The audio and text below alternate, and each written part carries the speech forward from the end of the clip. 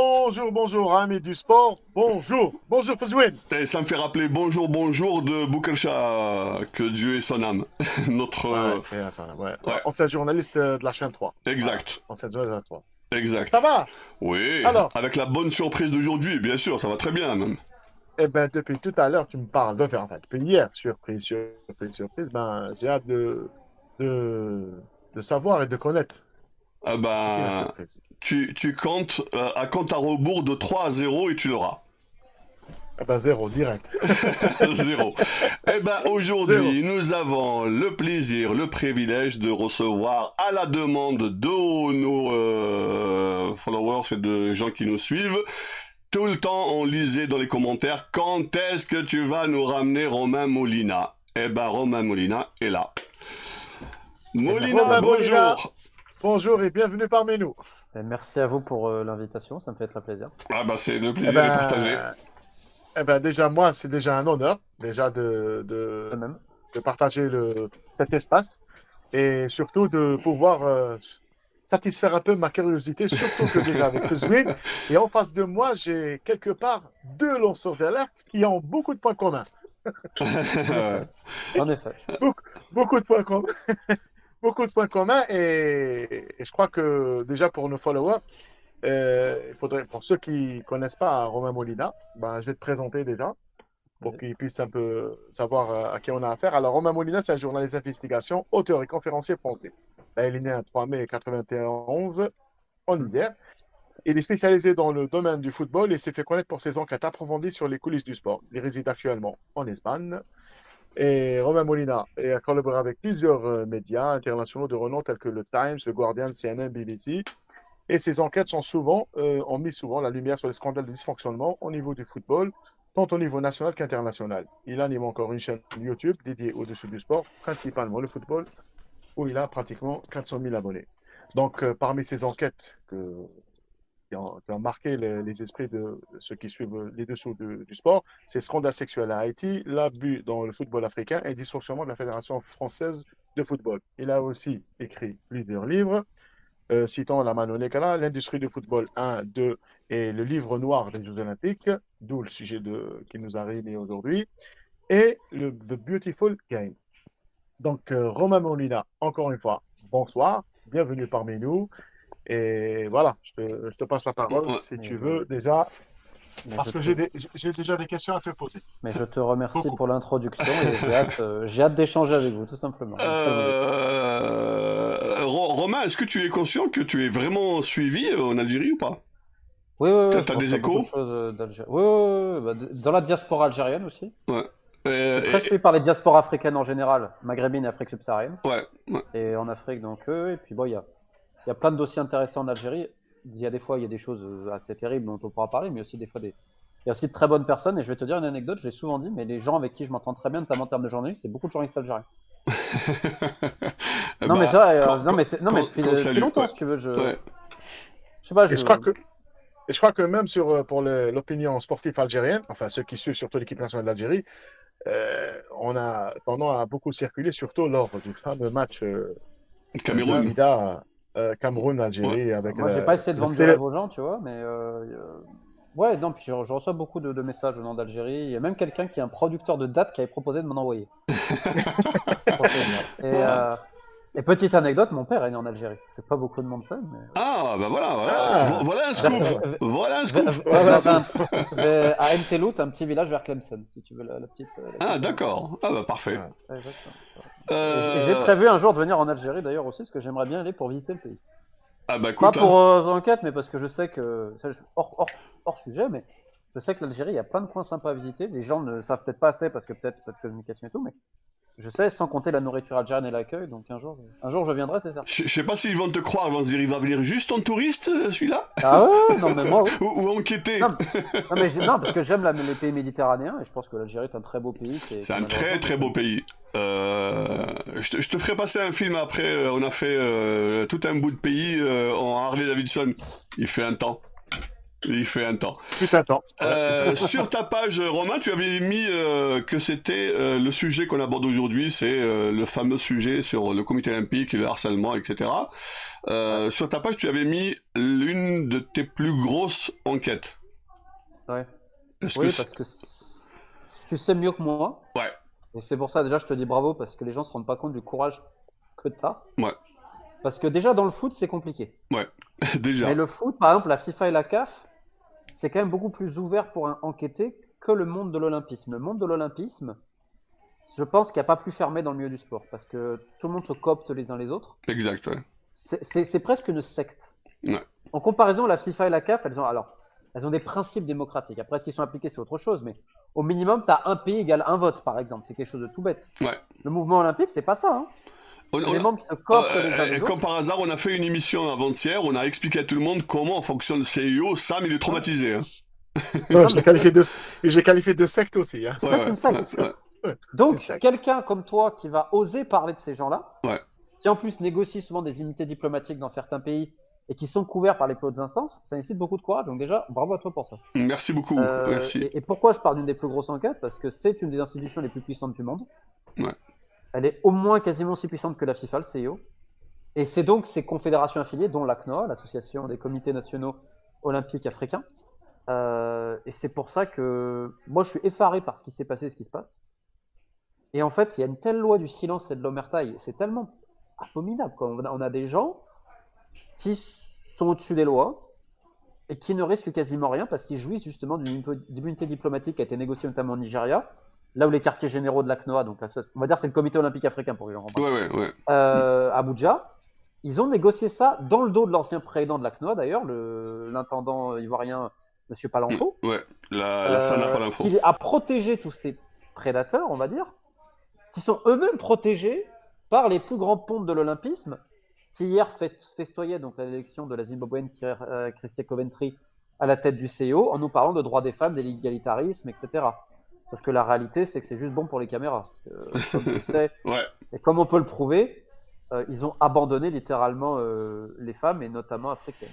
Alors, je vais te donner 2-3 infos au niveau international. Quand on parle de démocratie et de un pays, une voix, ou une fédération, une voix dans les fédérations mondiales, les seules organisations mondiales qui n'appliquent pas ce principe, donc le CIO bien sûr, mais il y a une fédération mondiale et avec un président que tu connais très bien. C'est l'appartient. Ah bah oui, c'est l'USCI, l'Union cycliste internationale. Eh ben, l'UCI, c'est les gens sont mandatés par leur continent et ils ont un nombre de voix. Donc l'Afrique c'est 7, l'Europe c'est 14, l'Asie 9. Enfin, tout un calcul qui fait que tu prends ta calculette, ton stylo, tu calcules comme tu veux, ça sera toujours président européen, que tu le veuilles ou pas. Exactement. Et j'avais intervenu 6 fois avec la même intervention à l'UCI il fait un temps. Mais on n'a jamais écouté, de toute façon. Mais Lucie, c'est quelque chose aussi. Hein. Oh pas mal. Et bon, et est-ce que tu sais, sur la deuxième info, sur les 109 votants hier du CIO, combien de personnes ont été déjà cooptées par Barr? 75.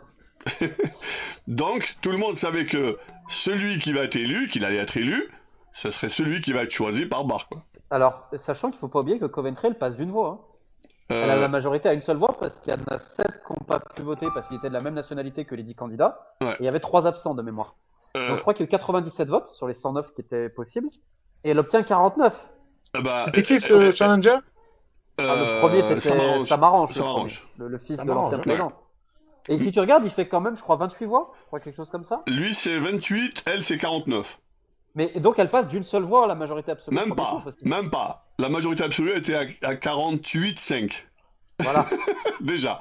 Parce que je vais te dire, s'il y aura un deuxième tour, ça aurait été beaucoup plus serré. Je pense, oui. Je pense. Donc en première lecture, on pourra dire que pour Sébastien Coe, c'est une défaite cuisante parce qu'il était longtemps. C'est une humiliation. C'est prévisible. Pour un Sébastien Coe prendre 4 voix, 8 voix il a pris, je crois. 8, c'est l'appartient qui prend 4. C'est l'appartient qui a pris 4. Et Watanabe qui prend 4, le japonais, mais Ko, c'est pas étonnant parce que quand tu connais un peu le milieu olympique, il n'avait jamais été élu. Voilà. Parce que Barr ne voulait pas qu'il soit élu déjà, donc Barr se serait accommodé de Samaranch. Ouais, eux même aussi. s'ils Ouais. voulaient Coventry. Ouais. Parce que là, et qu'est-ce qu'on a vu hier, c'est que Barr a été élu président d'honneur limite à vie, et qu'on se rend bien compte que là, il y a une transition de 3 mois et que c'est encore lui qui sera derrière. Maintenant, c'est à Kirsty Coventry de démentir cela, mais ce qui me fait rire, c'est que tous ces gens qui proment les valeurs, etc., je veux dire, Kirsty Coventry, c'est quand même une des dames qui a rendu des grands hommages appuyés à l'ancien potentat du Zimbabwe, Mugabe, quoi. C'est pour ça que ça m'a toujours fait rigoler de voir Coventry, qui a beaucoup de scandales au Zimbabwe. Enfin, je veux dire, 7 ans ministre des Sports dans un pays, c'est rare quand même. Pour un bilan qui est quasiment nul, le Zimbabwe n'a même pas de stade homologué, par exemple, au niveau football. Ouais, bah. C'est vrai. Elle a un bilan quasiment nul, mais on va la présenter comme regardez, je suis tolérant. C'est une africaine. Ouais, c'est une femme, c'est la première fois de l'histoire Donc, où c'est une quota, femme. quota, voilà, littéralement, c'est ce que ça veut dire. Vous avez vu comme on est beau, comme on est tolérant, nous, c'est haut. Et maintenant, Quand tu connais la ici, réalité, ici, on lui rajoute ton dossier maintenant de harcèlement des Et potes. d'attouchement. C'est ça. C'est pas que le harcèlement, c'est aussi attouchement. Hein. Ouais. C'est- D'abord, la première question, est-ce que dans ton enquête, ça reste dans le cadre harcèlement et attouchement seulement, ou il y a aussi corruption qu'on va Ah voir bah, il y a... Si tu veux, l'idée, c'est que d'autres dossiers arrivent. D'accord. Mais celui-là, c'est en point de vue humain, pour juste un peu l'expliquer, on va dire que ça fait quasiment une vingtaine d'années qu'il y a certaines personnes de l'Olympisme, notamment de l'ACNOA, on peut penser à Monsieur Sitole, le Zimbabwéen d'ailleurs, D'ailleurs, ouais. Comme par et hasard. Monsieur Brown, président du comité olympique du Libéria, qui est aujourd'hui l'une des figures de l'ACNOA, très très proche de Mustapha Berraf, le président de l'ACNOA. Il était contre le dernier mandat, hein. Exactement. Ouais. Mais maintenant, il est très proche. Voilà. Les grands intérêts font les petites amitiés. Exact. Et mais Sitole notamment, déjà à l'époque, sous la présidence de Jacques Roger, qui était président du CEO de 2001 à 2013, il y avait déjà eu une plainte d'une employée africaine. Bon, le CEO évidemment avait éteint ça. Sitole, pour que les gens imaginent, il a été membre officiel du CEO et il siège dans plein de commissions. Il a même été secrétaire général de l'ACNOA, si je dis pas de bêtises, à un moment donné. Ouais. C'est l'un des plus grands noms de l'olympisme africain, et au niveau mondial. Ouais. Il y a eu plusieurs plaintes à l'époque sur lui. Là, on parle quand même de je touche littéralement une femme, je l'embrasse de force, je la plaque contre un lit, quand elle ouvre la porte, je suis tout nu. Enfin, on parle vraiment de comportement. Et c'est pas le seul, il y en a d'autres. Hein. Il y en a un autre qui a quand même sorti. Vous avez bien votre instrument de travail. Elle demande c'est quoi. Lui, il dit bâton préservatif. C'est pour montrer un peu l'image Ouais. que ces dirigeants-là ont des femmes. Et ils ne prennent pas un nom. Pour eux, c'est pas possible. Et Philibert Brown, donc le Libérien, lui, il a carrément plaqué une fille, une employée, donc sur un lit, en essayant voilà, de la toucher, etc. Mais, justement, par rapport, bon, c'est un parallèle que je fais. Et récemment, l'actualité mondiale a été bouleversée par le fameux hashtag Balance ton port. Donc, avec cette enquête, est-ce qu'il n'y aurait pas peut-être un télescopage entre les deux et faire un peu évoluer les consciences Si tu veux, le pire dans cette histoire, c'est que la première plainte, enfin la première mention qui a été déposée de cette affaire-là, elle date de 2017. En 2017, la commission d'éthique de l'ACNOA est saisie. Elle est au courant, il y a une lettre officielle. Mhm. En 2019, il y en a d'autres, etc. Ce n'est qu'en 2022, donc 5 ans après la première mention, que Sam Ramassamy, qui est donc le Sud-Africain, qui est pareil, un monument de l'Olympisme, mais il a été membre du CEO de 1995 à 2018. Donc on parle vraiment d'un... Ouais, le ponte du CEO, quoi. Et il répond en disant que c'est la première fois qu'il est au courant de ça. Et finalement, ils vont juger en 2023 que leur enquête, alors on ne sait pas ce qu'ils ont fait, bah en gros, ce n'est pas concluant, et ils disent à la plaignante d'aller, si elle veut, à la justice civile. Elle-même a fait une pétition vis-à-vis de Thomas Barr, le président du CEO, pas de réponse, et elle a saisi la commission d'éthique du CEO, qui elle-même a répondu qu'elle n'était pas compétente, que l'ACNOA et donc est indépendant, et au pire d'aller voir la justice civile. Et c'est là en fait pour que les gens comprennent à quel point ces gens-là sont dans la perversité absolue. Un document officiel signé par l'ancien président de l'ACNOA, donc l'Ivoirien M. Palanfo, a été envoyé aux autorités du Nigeria en expliquant qu'elle avait déjà porté plainte au niveau civil, cette dame-là. Sauf qu'en fait, la plainte avait été une fin de non-recevoir, parce qu'en fait, secrètement, l'ACNOA avait négocié une sorte d'immunité diplomatique avec le gouvernement du Nigeria. Donc, quand l'ACNOA et le CEO disent à cette jeune femme « Allez porter plainte au Nigeria », ils savent très bien qu'en fait, il y a une ça immunité, n'aboutira que les gens pas, ne oui. risquent rien. Ça n'aboutira pas. Et voilà ce que c'est leur réponse. Et derrière, il y a ce double standard avec, sur toutes les caméras, les valeurs, les droits des femmes, l'égalitarisme, l'Afrique, Si tu veux, c'est ça qui est insupportable et qui mérite d'être mis en avant. C'est-à-dire qu'ils savent très bien qu'elle va perdre au niveau civil. Donc, ils protègent un système de prédateurs et qui existe depuis au moins 2 décennies dans le monde de l'olympisme. Et là où on voit la complicité du CIO, c'est que c'est eux qui l'orientent vers la commission d'éthique de la De la CNOA, CNOA, qui ne fait rien, bien sûr. exactement. L'une... Qui a refusé une ouais, confrontation frontale. Hein. ouais, Et elle demandait, et la commission justement voulait qu'elle paye tous les frais, etc. C'était compliqué. Et ils ont dit on fera un zoom. Elle ne voulait pas. Et finalement, ils ont dit en 2023 bon en fait non. ouais. On pense que c'est pas vrai. Notre enquête dit que c'est pas vrai. Allez à la justice civile si vous avez un problème. Alors que ça avait très bien, la justice civile ne peut pas statuer parce qu'il y a une immunité qui a été négociée. Donc vous imaginez la perversion quand même de ces gens-là. Ça, pour que tu comprennes, c'est que le gouvernement nigérian a négocié, c'est ce qu'il dit Romain, avec la CNOA, une immunité diplomatique. Ouais. C'est-à-dire que C'est noté dans une lettre officielle. Ouais, ouais. Et ça a été négocié notamment par monsieur Gamel, comme ça qu'on dit. Ouais, ouais. Qui est le président du comité olympique. Gumel, G-U-M-E-L. Ouais. Voilà, c'est Gumel. Ouais. Notamment qui a fait ça dans le dos de l'ancien président de la CNOA. Donc on est dans des méthodes de compromission étatique aussi très fortes. Parce qu'on rappelle que les quartiers généraux du comité olympique africain se trouvent au Nigeria. Hmm.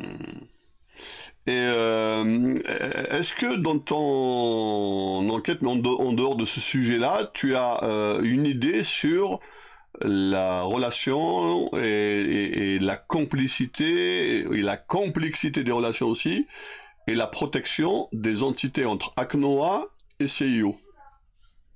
Elle est illustrée par Mustapha Berraf. Hmm. Parce que Berraf, qui est aujourd'hui donc président sans opposant Ouais. de la CNOA, il est cité aussi quand même par la plaignante plusieurs fois. Ouais.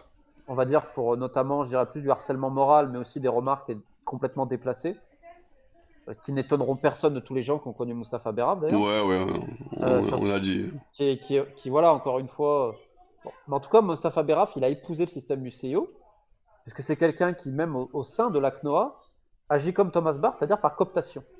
Exact. C'est-à-dire qu'il ne faut pas oublier que Mustapha Berraf est au centre névralgique d'un complot réel, hein, qui a permis l'éviction de l'ancien président Palenfo, avec d'autres personnes. Ouais. Ensuite, il a gagné les élections contre Lydiane Sekera, la burundaise, pareil, avec certaines alliances de circonstances, que Berraf n'a réellement pas vraiment d'amis. Hein. Ouais. Les gens qui sont amis avec Berraf aujourd'hui, c'était ses ennemis il y a quelques années. On a pris l'exemple du Libérien Brown. Tous les gens qui sont à côté de lui maintenant étaient contre. Hein. Il y a notamment aussi Aïcha, la membre du CEO de Djibouti. De Djibouti, ouais. Sont très très amis, etc. Et donc, il a réussi à coopter. On peut prendre l'exemple de Boussaïed, l'avocat tunisien qui est donc président du comité olympique tunisien.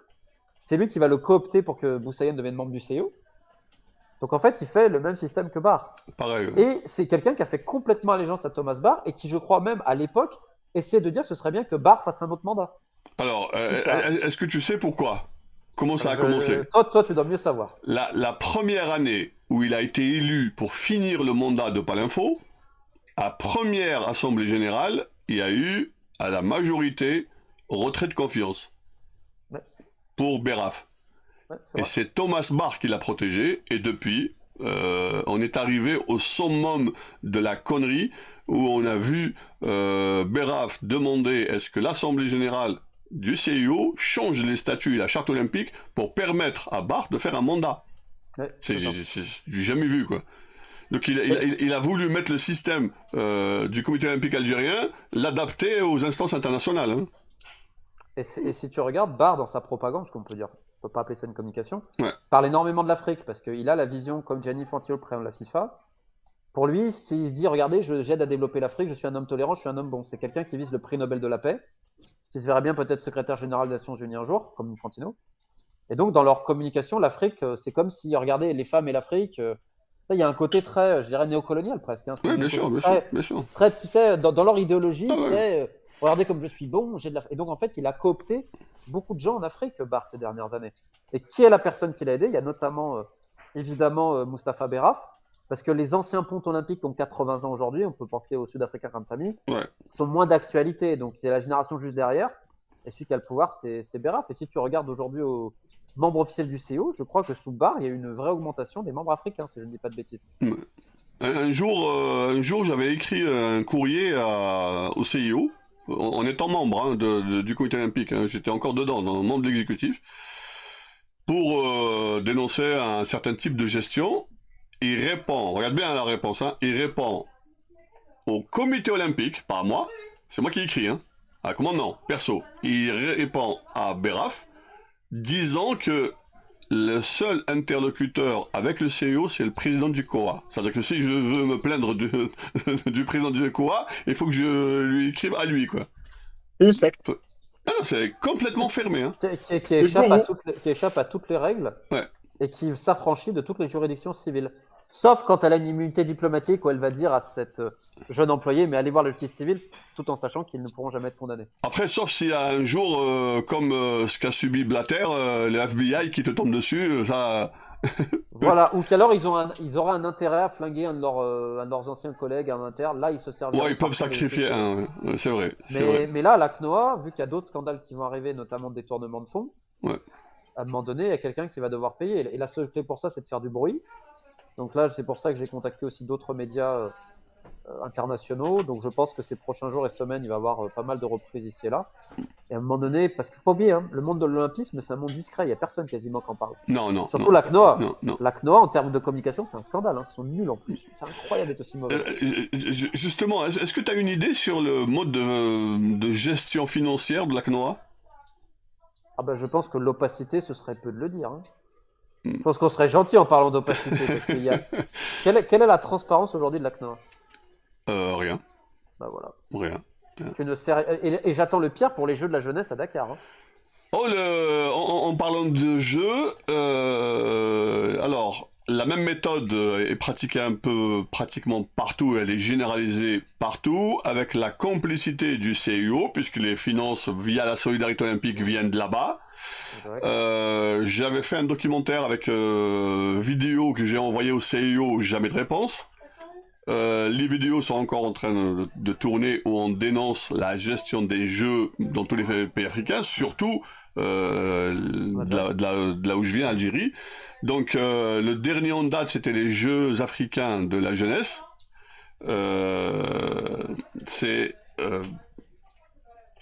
Tu racontes ça à quelqu'un, n'importe qui va te dire c'est impossible, quoi. Ah si, c'est possible. Dans le monde de l'Olympisme et du sport, bien sûr que c'est possible. En parlant justement de ses collègues d'aujourd'hui, les Brown, etc., eux-mêmes écrivent ceci.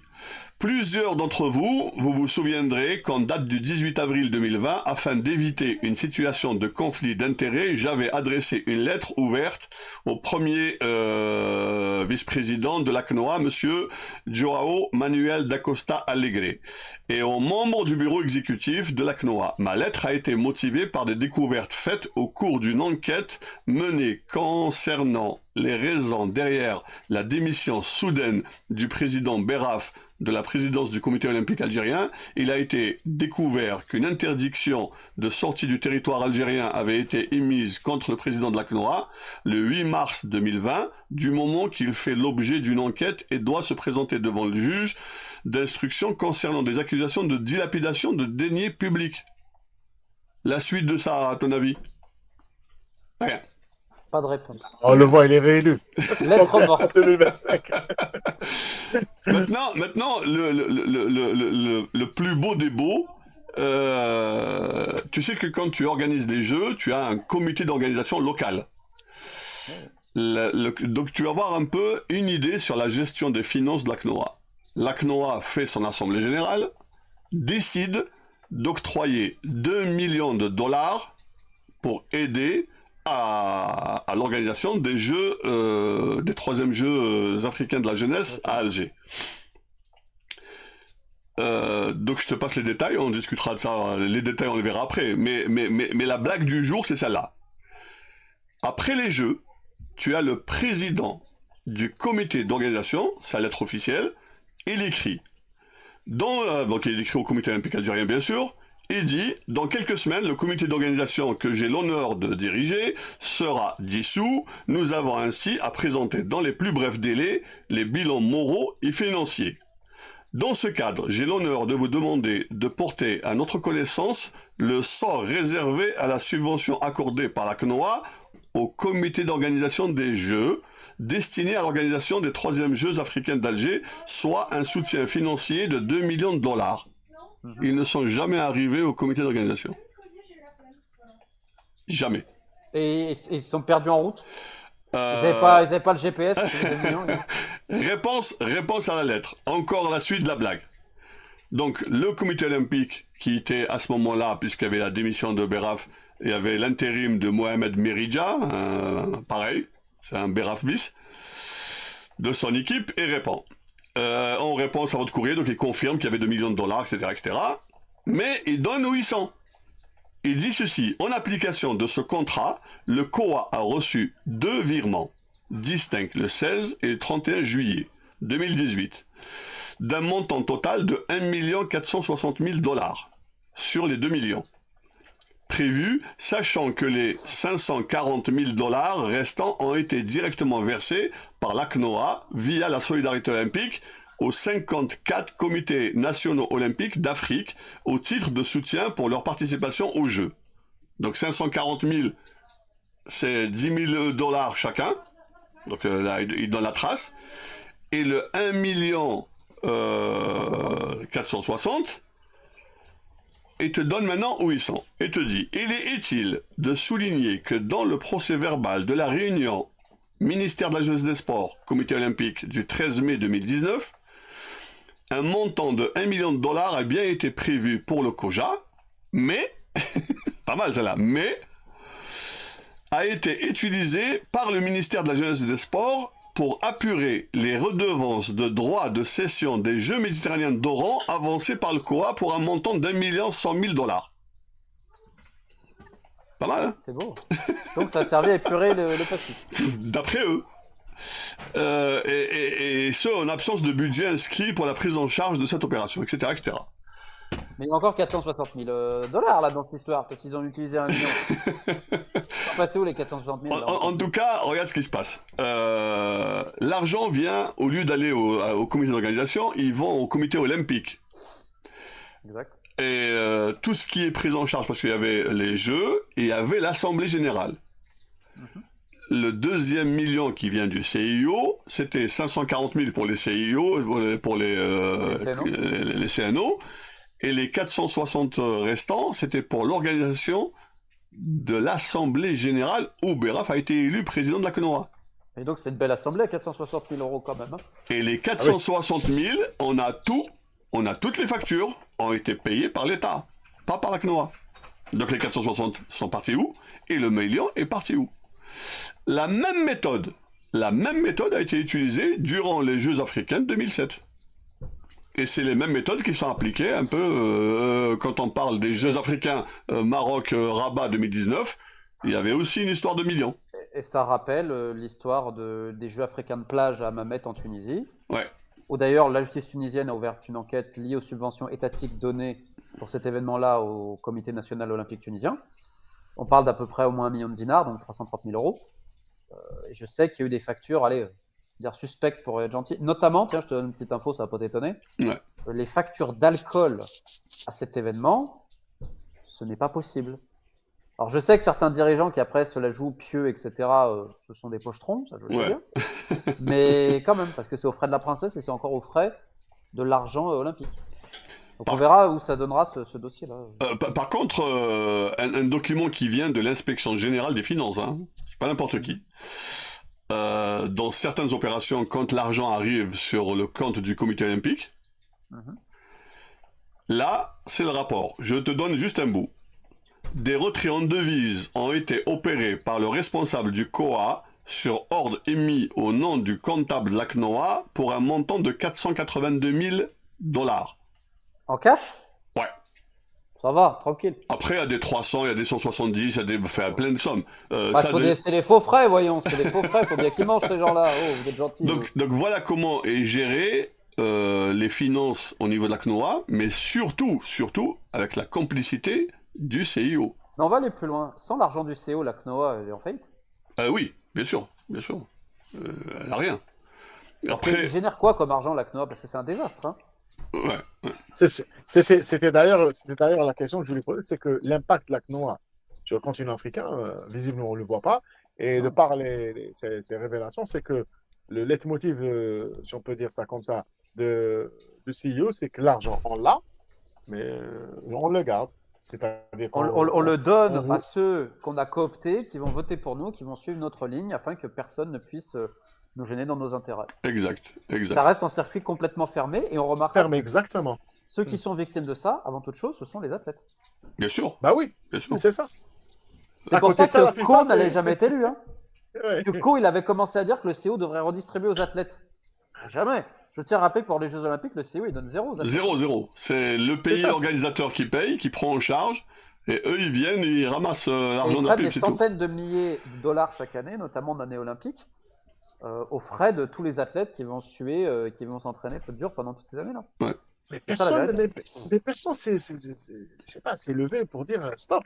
Parce que tout à l'heure, quand on voit à côté de ça, si on parle foot FIFA, eux, ils distribuent, ils ont plusieurs trucs, FIFA Go, plusieurs programmes. La de FIFA soutien, de distribue plus que le développement et tout. CO, ouais, je suis d'accord avec toi. Ouais. Je suis d'accord. Mais là, c'est on voit rien du tout, c'est incroyable. Non mais attends, C'est que l'argent, là, on le garde. tu as vu les politiciens du monde entier, comment ils sont avec le CO? Tu as vu Emmanuel Macron?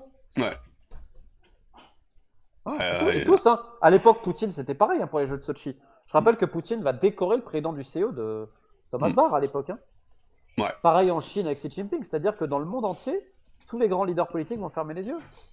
Donc tant que le politique continuera à fermer les yeux, bah, l'impunité durera. C'est aussi Ils ferment les yeux parce qu'ils ont peur ou ils ferment les yeux parce que. le CO, c'est des VRP politiques, c'est des lobbying. Ouais. Je veux dire, tu prends par exemple Kerimov, c'est l'ancien président de l'Ouzbékistan. En Asie centrale, l'Ouzbékistan, c'était pas un régime où les gens étaient très Ouais, ouais. Mais Barr allait là-bas pour dire du bien de ce régime-là, toujours. Donc ils sont les VRP de tout ça. Je veux dire, j'ai pris l'exemple de Coventry, la nouvelle patronne du CO, qui va te dire que Mugabe, c'était quelqu'un de génial. Bon, je suis pas persuadé que tu vas au Zimbabwe, je suis pas persuadé que tout le monde va te dire que Mugabe, c'est exceptionnel. Tu vois. Donc, Mais c'est l'image, c'est l'image. c'est l'image, et puis surtout, pendant un moment, on va faire croire que tout va bien. Regarde la France. La France, parce qu'on parle souvent des autres en France, mais la France, c'est le premier à utiliser le sport comme vecteur de propagande.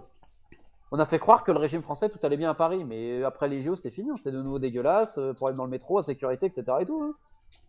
Donc, ça donne une carte postale pendant un moment pour donner une fausse image de ton pays. Et puis, Justement. n'oublie pas, c'est l'ego. Ils veulent être tous sur les caméras et les photos, parce que, à part une catastrophe naturelle type Hiroshima ou un attentat terroriste, les JO, c'est ce qu'est le plus regardé au monde et qui va drainer Ouais. le plus de sponsors. C'est comme la Coupe du Monde de football. Donc, tout le monde va être sur la photo. J'ai un exemple concret. En France, à l'époque, Macron avait annoncé un remaniement ministériel, parce qu'il a dissolu l'Assemblée, je sais pas quoi là. Et donc, qu'est-ce qui se passait? Tout le monde voulait le ministère des Sports pour les JO. Tout le monde. Alors que normalement, c'est un poste, personne ne vend. Ouais. Ça te montre bien qu'ils étaient tous intéressés par une seule chose, c'est l'exposition incroyable que offre le CIO pour les Jeux. Et on peut dire pareil pour la FIFA avec la Coupe du Monde. Ouais. Et pour la CAN. Hein. Il suffit de voir le nombre d'États africains prêts à tout pour accueillir une Coupe d'Afrique des Nations. Ouais. Romain, tu as une idée sur le montant du budget qu'elle reçoit, le CIO?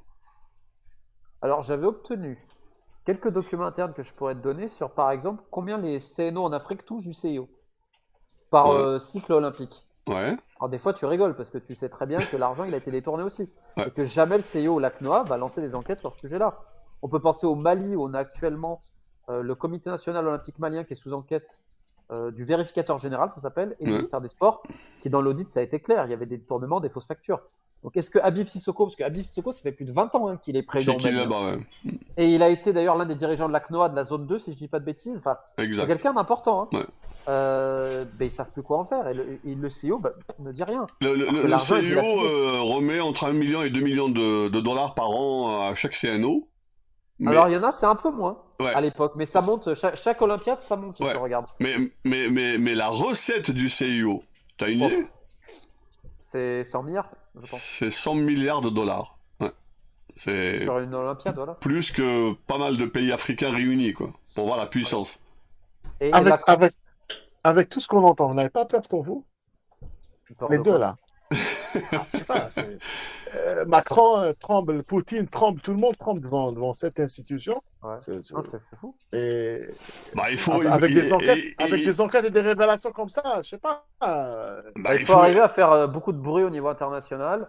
Et là, en fait, ils changeront pas parce qu'ils ont envie de changer, mais parce qu'entre guillemets, ils sont un peu chopés, donc ils sont obligés parce que les sponsors seront pas contents.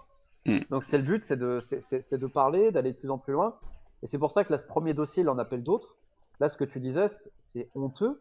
Mais le pire, c'est qu'ils font ça pour chaque événement, quasiment. Tout le temps. C'est ça le pire. Il y a le système de double facturation.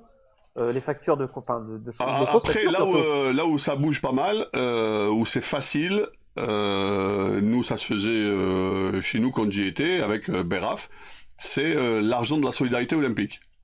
Ça va être incroyable, là. Alors là, ça va être la régalade. Alors, ceux qui sont à l'opposé, qui veulent m'attaquer, te disent ouais, il a volé des vélos. L'histoire des vélos, on a acheté du matériel financé par le CIO dans le cadre de la solidarité olympique. Donc le CIO paye la facture aux fournisseurs étrangers qui étaient en France. Nous, on prend le matériel. Mais entre-temps, Beraf te fait signer une convention de prêt du même montant.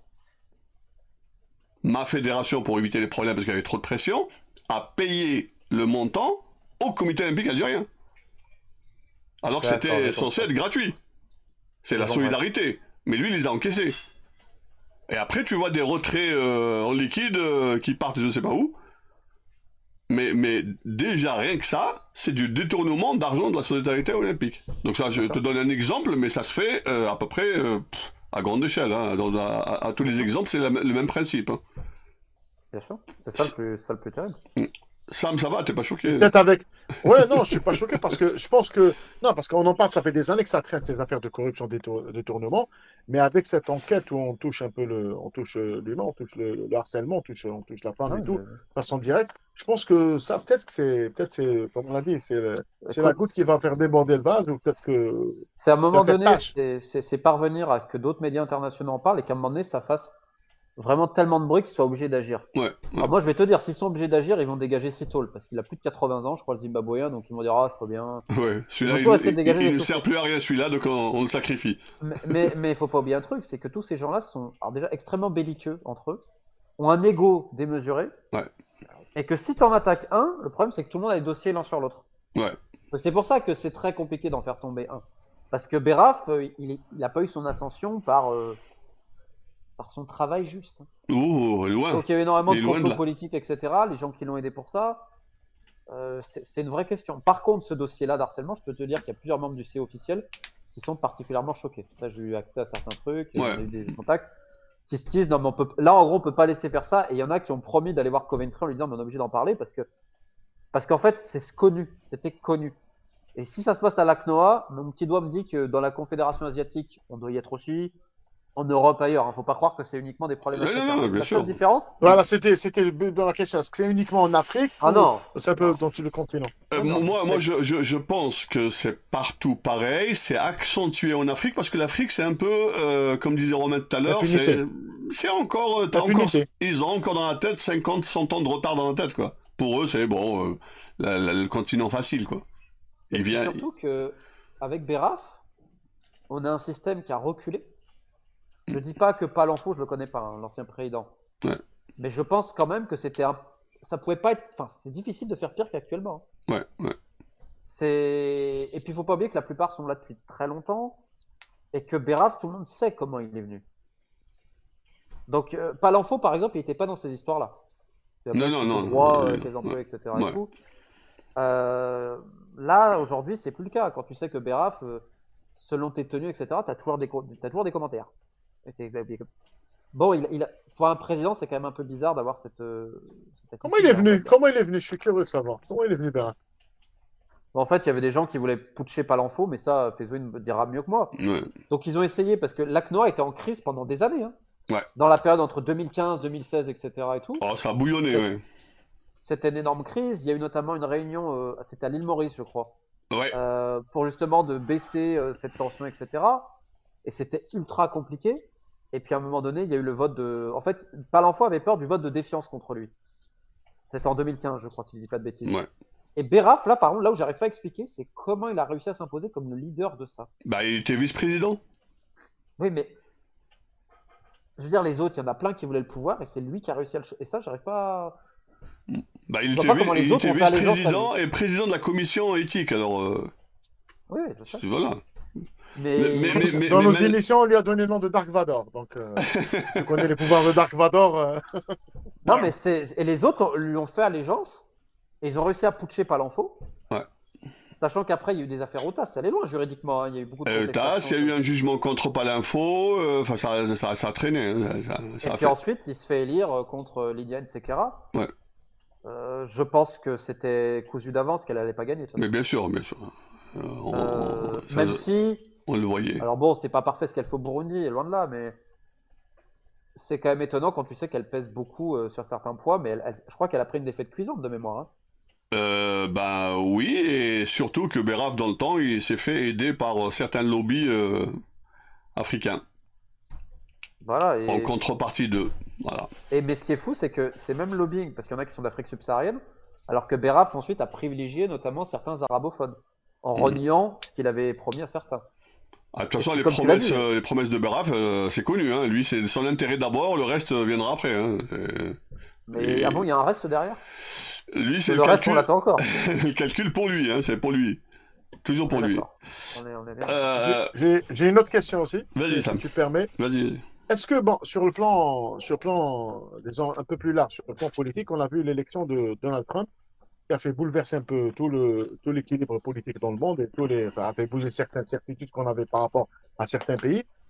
Et est-ce que Donald Trump va jouer un rôle futur, par exemple dans le comité olympique ou par rapport à l'enquête non.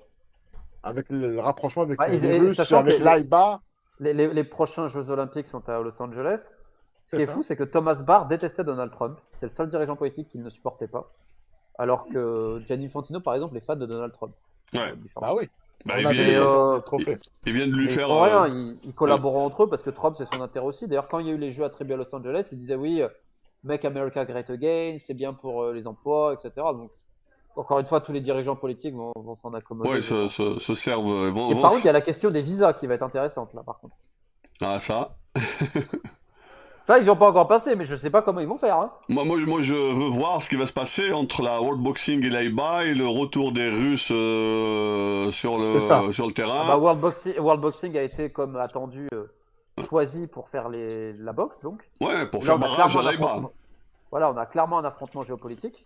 Mais pareil, l'IBA, qui était quand même, je pense, honnêtement, historiquement, est-ce que c'est la fédération internationale la plus corrompue? Je pense qu'il y a match. Je tiens à rappeler qu'ils avaient notamment à leur tête un ancien trafiquant d'héroïne qui était recherché par les États-Unis notamment. Ouais. L'Ouzbek. Exact. Rakimov, il s'appelle. Ouais. Qui était dans toutes les instances depuis 20 ans. On l'avait interdit de territoire en Australie, etc. pour les Jeux. Enfin, je veux dire, l'IBA, les combats truqués à l'époque, c'était une honte.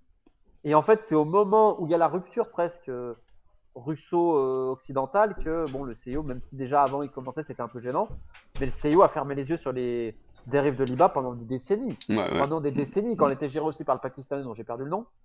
Donc, si tu veux, aujourd'hui, on est dans un combat géopolitique, mais l'IBA va continuer à donner des coups, j'en suis intimement persuadé. Oui, bien sûr. Même si tu regardes, si je dis pas de bêtises, l'Iran, par exemple, avait rejoint World Boxing.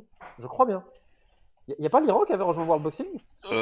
Pour l'instant, ils sont 75 pays sur 210. Mais il y en a d'autres là, qui vont rejoindre avec la décision du CEO de dire. Non, tant qu'il y avait Barre peut-être, mais maintenant, le problème qui se pose, c'est qu'ils ont une reconnaissance temporaire seulement. Il est venu, le président de la World Boxing est venu inviter, il a été invité par Beraf pendant l'élective l'Assemblée générale, de la CNOA à Alger la semaine dernière, et il le présente comme le président de la Fédération mondiale. Et qui vont créer la Confédération africaine de boxe à Alger.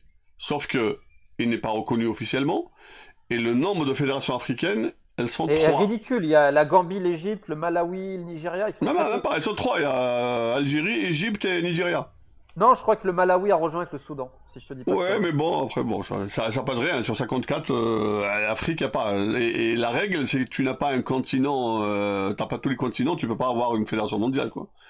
Il y a ça, par contre, ce qui est fou, tu vois, parce qu'on parle d'affrontement géopolitique, mais l'Iran, oui, je te confirme, a bien rejoint World Boxing qui est piloté par le monde anglo-saxon. Donc ça, par contre, c'est assez curieux. C'est bizarre, ouais. Mais il y a des intérêts après qui doivent nous dépasser. C'est comme, ça va être un vrai souci là-bas. C'est comme chez nous, l'Algérie, elle a rejoint la World Boxing pour le problème du Ben Khalif, mais le problème c'est que légalement, c'est pas le cas. Il y a la fédération algérienne de boxe n'a pas fait son assemblée générale pour décider de se retirer de l'AIBA, et n'a pas pris de décision officiellement pour aller à la World. Celui Mais qui a là, vu que ça arrange décidé, le CEO, parce qu'il faut tuer l'IBA, voilà, voilà. c'est tout. Eh Après, ben, ce dossier-là, c'est encore un autre dossier ouais. qui est... On reste dans les instances internationales, on va passer à deux instances intéressantes où Sam va ouvrir les yeux. CAF, FIFA. FIFA, je trouve qu'elle distribue un peu plus d'argent, enfin, ou beaucoup plus d'argent selon l'angle de vision qu'on a, par rapport au CIO. Par contre, les méthodes, elles ont été imposées partout. Il a été élu par cooptation, réélu par cooptation, réélu par cooptation, toujours candidat unique, il ramène un président de la CAF candidat unique, on voit Beraf candidat unique, on voit des fédérations de foot chez nous candidat unique. C'est pas mal Ouais. comme système, hein. Ah bah c'est l'entre-soi absolu, c'est-à-dire que le monde du sport s'affranchit de tout ça. Infantino à la FIFA, lui, il a été réélu par applaudissement, je rappelle. Ouais, par Et ils acclamation. veulent à tout prix éviter des élections avec plusieurs personnes. On est pareil en CONCACAF, hein, c'est la Confédération d'Amérique du Nord, d'Amérique centrale et de la Caraïbe. Ils ont trouvé le moyen de faire et le président et le comité exécutif, je crois qu'il n'y avait même pas d'opposants pour tous les membres du comité exécutif, peut-être une seule fois. Donc c'est-à-dire c'est que des élections à candidat unique à par applaudissement. C'est le modèle du sport international qui ensuite va au G20 nous dire à quel point il est démocratique et tolérant. Je pense qu'il faut rire. Et en Afrique, bah, ce qui est le plus terrible, c'est qu'aujourd'hui, la FIFA contrôle la Confédération africaine de football. Elle ne le fait pas dans les autres confédérations. Ouais. Et que c'est avec la complicité des dirigeants africains. Et aujourd'hui, tu as la FIFA a tout laissé faire en Afrique. C'est-à-dire qu'aujourd'hui, tu as le Maroc qui va, dans une espèce de guerre froide contre l'Algérie et diplomatique, tout faire pour éviter que des Algériens puissent atteindre certaines positions et que tous les soutiens potentiels de l'Algérie le payent derrière. On laisse faire ça. Le Rwanda aussi, à qui on demande tout. Parce que Paul Kagame, qui est l'ami de tous les dirigeants sportifs, hein, notamment David Lapartien à l'UCI aussi, dans le cyclisme. Bah, champion du monde de cyclisme se fait là-bas, ouais. Première fois. Et le nouveau bureau régional de l'Afrique centrale de l'Est, il est à Kigali. Enfin bref, il y a eu énormément de choses qui ont été faites pour le Rwanda. Donc on a une FIFA qui va laisser certains présidents de fédération détourner de l'argent aussi, alors qu'elle donne de plus en plus d'argent. Là, tu vas voir qu'il va bientôt avoir un dossier en Guinée qui va sortir au Congo-Brazzaville. Je dis ça, j'ai rien dit. Et on laisse faire, encore une fois. Donc, il y a des gens, il y a des fédérations qui essayent de bouger, c'est bien. Il y en a qui essayent, vraiment. Et puis, il y en a d'autres. Je veux dire, on a au conseil de la FIFA... Dans le dernier conseil de la FIFA, il y avait le Malien Bavio Touré qui est en prison depuis 1 an et demi. Il faisait les réunions depuis la prison. Donc, tout va bien, en vidéo. Sachant que le conseil de la FIFA, c'est $250 000 pour le mec, pour 10 réunions par an. Ouais, c'est $1 million par mandat. Voilà. Par membre pour 10 réunions FIFA. par an. Ouais. Pour 10 réunions par an. Ouais. Et là, tu as le Djiboutien Souleymane Ouaberi qui a été élu, qui est toujours sous enquête pour blanchiment et détournement dans son propre pays. Donc, qu'est-ce que tu veux Ça veut dire que tu fais une réunion, tu prends $25 000. Ouais, à peu près. Ouais. Pour 2 heures la réunion. Hein, ça ouais. va. 12 500 $ la réunion, l'heure de réunion. L'heure. Pas mal. J'aimerais bien qu'elle nous appelle pour des réunions, quoi. Pour des débriefs. Des débriefs. Mais non, nous, même s'ils nous c'est pas appellent, gourmand, ça va. même s'ils nous appellent, on n'ira pas, nous. Hein. Je pense pas qu'ils nous appelleront. Non, je pense pas. Justement, je voudrais juste ta lecture par rapport au dernier congrès de la CAF. Ouais. On a vu émerger un certain Fawzi Rja avec son élection avec 49 voix, quand même. C'est ce que j'ai dit pratiquement depuis très longtemps sur le lobbying marocain qui fonctionne. Quand tu vois qu'aujourd'hui le Maroc accueille énormément de sélections africaines qui n'ont pas de stade homologué, qu'ils ont même des partenariats, tu prends avec le Niger par exemple, Badou Zaki. Ouais. À l'époque en Somalie, il y a eu, je crois, un équipementier marocain qui est venu, ils ont mis un coach marocain là-bas. Donc voilà, après ça va dans c'est quelque chose qui est politique. Je tiens à rappeler que la première décision de la CAF sur Patrice Motsepe, donc le milliardaire sud-africain qui avait été intronisé par la FIFA, la première mesure c'est de faire voter un amendement disant que si tu n'es pas membre de l'ONU, tu ne pourras pas être membre CAF. Ça, c'est pour écarter le Sahara occidental. Ouais, et Zanzibar, évidemment, qui est le dommage collatéral. Aussi, ouais. Mais ça a été la première chose qu'ils ont faite. Honnêtement, il y a d'autres choses à faire avant la CAF. Hein. Mais ça a été vu comme un triomphe pour l'EGJA et pour la diplomatie sportive marocaine. Et au fil des années, il y a eu cette guerre, on va dire, froide entre l'Algérie et le Maroc. Donc là, on a par exemple le président de la Fédération algérienne qui sera au comité exécutif parce que c'est le seul membre qui a été validé en Afrique du Nord, dans la Ouais, zone, ouais. parce que le Ouais. Tunisien Youssef Naïeh s'est retiré. Mais en fait, la contrepartie, c'est que il y aura un président. Enfin, Legja, je crois, il est toujours vice-président. Il est au-dessus de lui, il est au conseil de la FIFA. Toujours. Et il faut pas oublier que Sangor, le Sénégalais, qui avait plus ou moins soutenu la candidature algérienne, et ben lui a été Et chassé pour cela et termine dernier des il est élections au affaibli, Conseil de la oui. FIFA. Il est affaibli. Et il a démissionné et tout. Donc, on laisse Et- faire ça. Moi, ça me pose un problème. C'est que le Maroc a fait des choses très bien en termes d'infrastructure. Ça, on ne peut pas leur enlever. Ouais. Il y a des choses qui ont été des vrais accomplissements marocains. Par contre, au bout d'un moment, il faut mettre le haut là. C'est-à-dire qu'on ne peut pas, à un moment donné, continuer à décider autant et avoir autant d'emprise Ouais. sur une confédération. Mais on les laisse faire. Mais Et l'Algérie derrière, bon, voilà. on les laisse faire. Est-ce que tu peux expliquer pourquoi cette emprise de la FIFA sur la CAF? Comment elle réussit à faire 54 votes. Hein? 54 votes.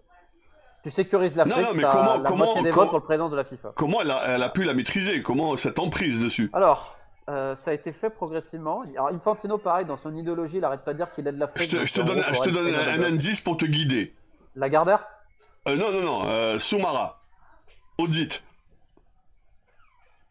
Il y a eu un audit de la FIFA à la CAF. Oui, il y en a plusieurs, oui. D'accord. Et le résultat, personne n'est là. Jamais. Voilà. Jamais. Pourquoi? Parce que l'argent de la FIFA qui est parti à la CAF a été dépensé hors chapitre, qui était prévu. Mhm. Ils l'ont introduit dans le bilan pour montrer que c'est positif, que c'est bien, alors que c'était faux. Ouais.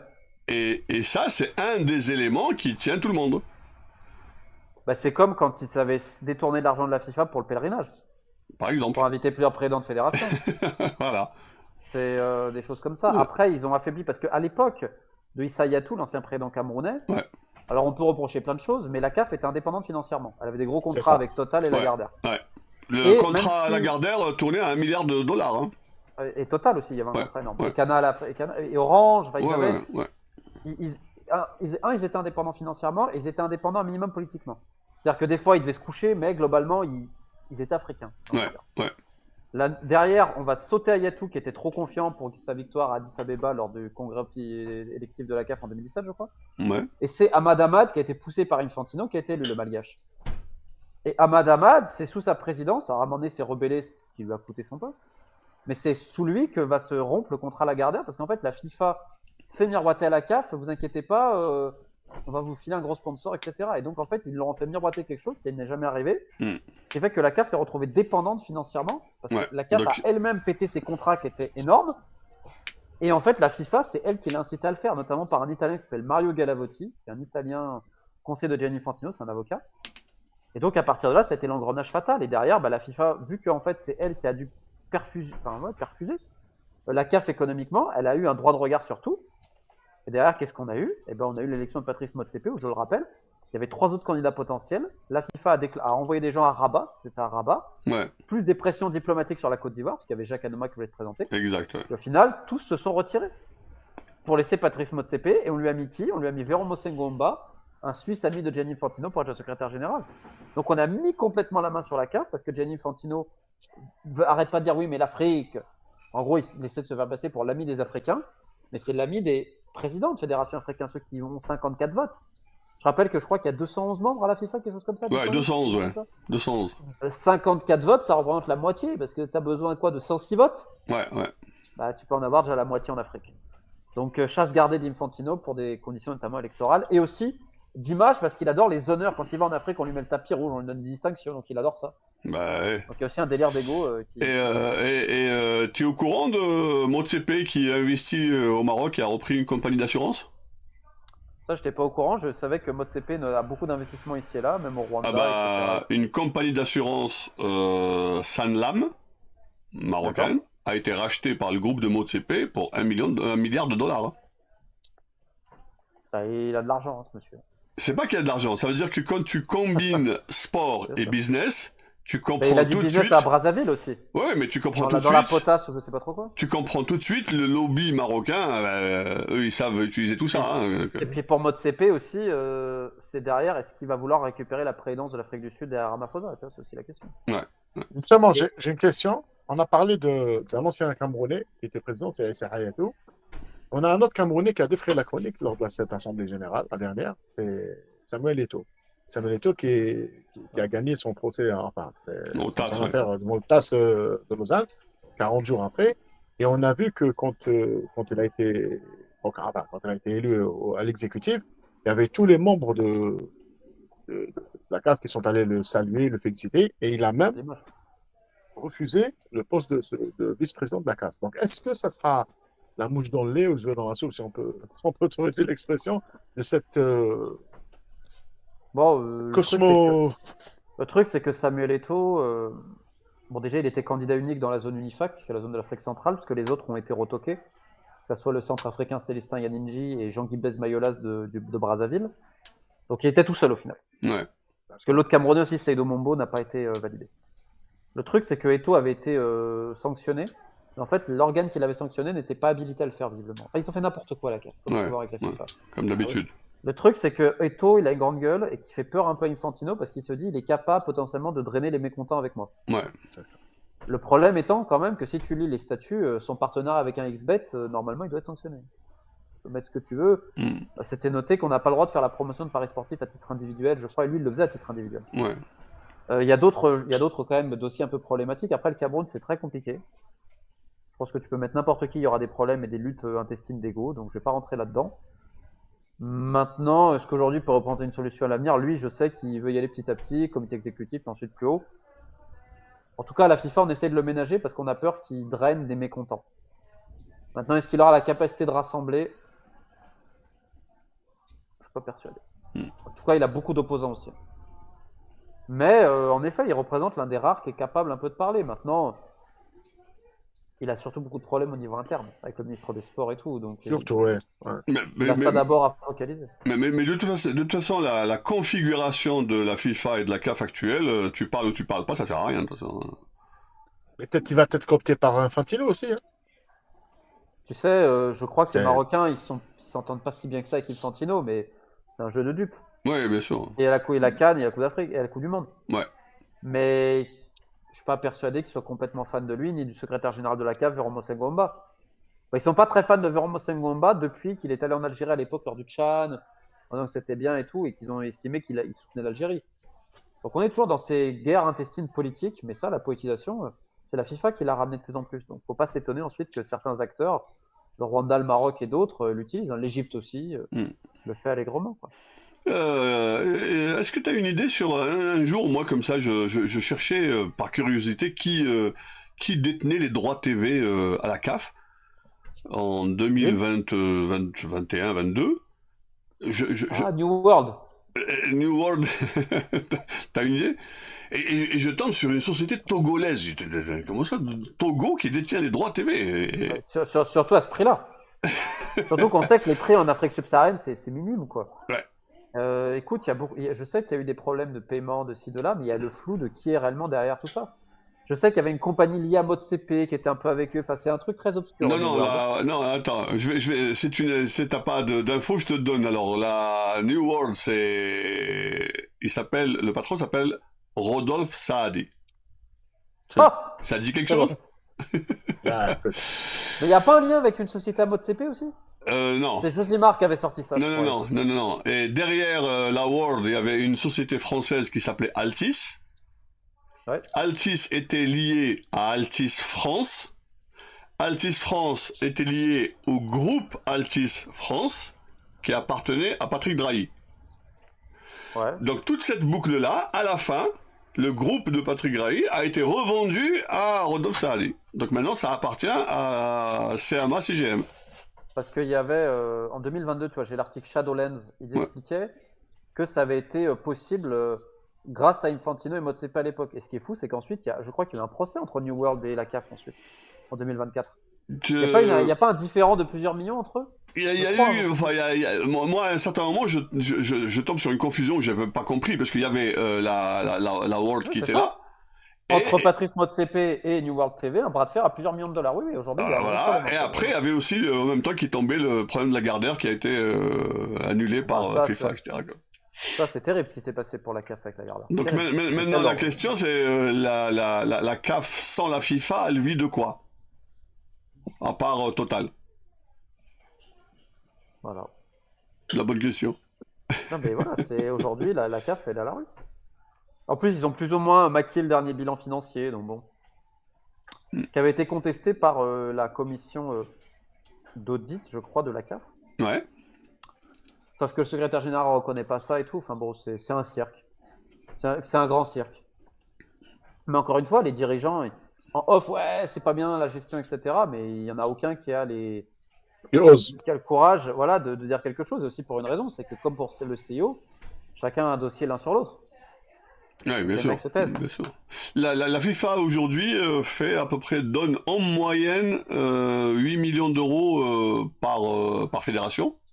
Dans le Sur une cadre, période de 4 ans.